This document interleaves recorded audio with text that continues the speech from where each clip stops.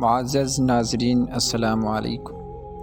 ناظرین، 60,000 کا لشکر جس کے مقابلہ میں 60 جرنیل صحابہ کرام رضوان اللہ تعالی علیہم اجمعین تھے۔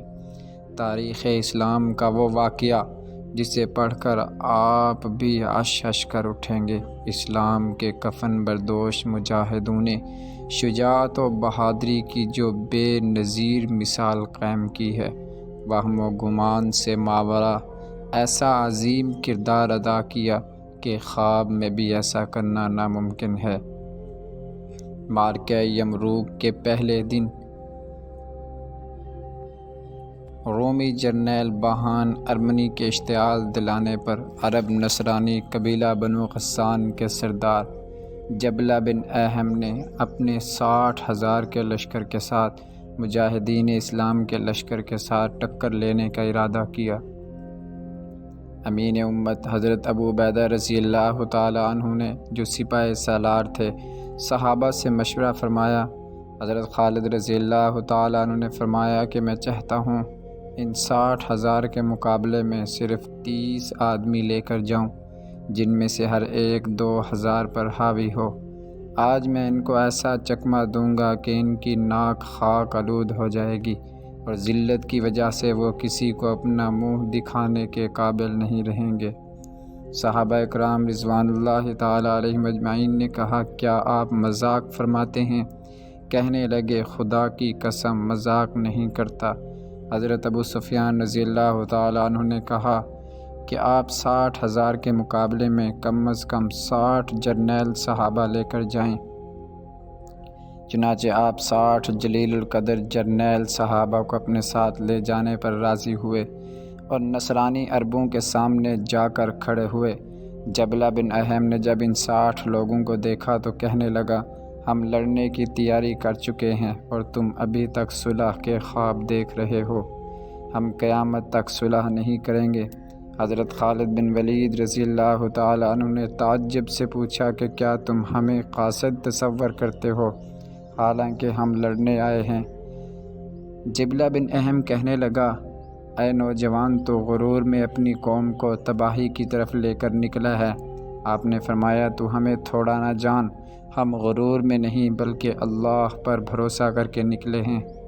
جبلہ نے اپنے ساتھیوں سے کہا، مسلمانوں نے مجھ کو بڑی سخت آزمائش میں ڈال دیا ہے۔ اگر ہمارے 60,000 کے لشکر نے ان 60 مسلمانوں کو مار دیا تو دنیا کہے گی اس میں کون سی بہادری کا کام ہے۔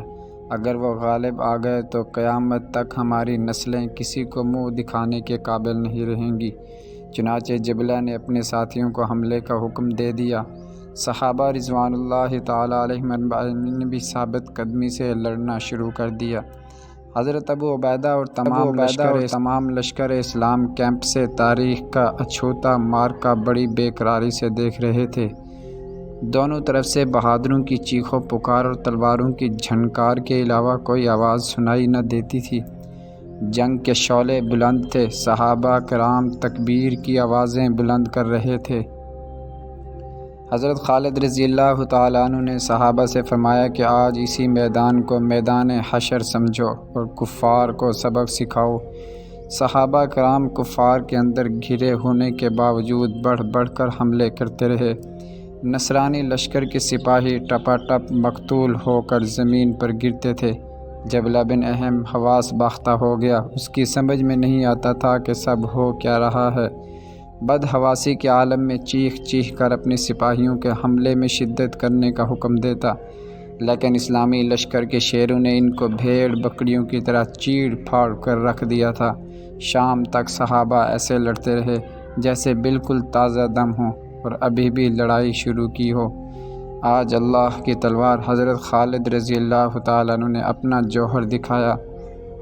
حضرت خالد بن ولید رضی اللہ تعالیٰ عنہ نے زبیر بن عوام، عبد الرحمن بن ابی بکر، فضل بن عباس، عبداللہ بن عمر فاروق، زرار بن الازور اور دوسرے صحابہ جس طرف بھی جاتے صفوں کی صفیں الٹ دیتے۔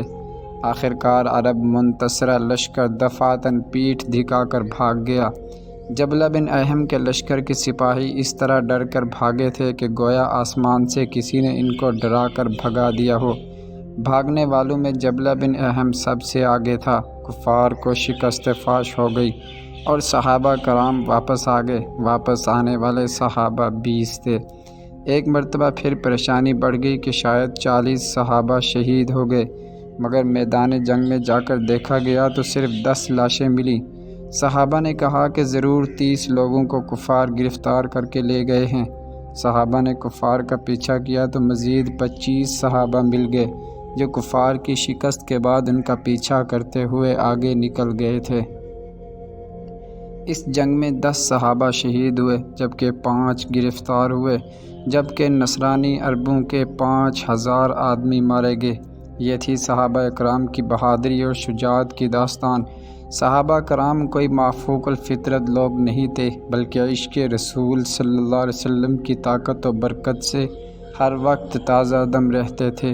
ساری دنیا کے لوگ مل کر بھی کوشش کریں تو بھی ایسی مثال نہیں لا سکتے۔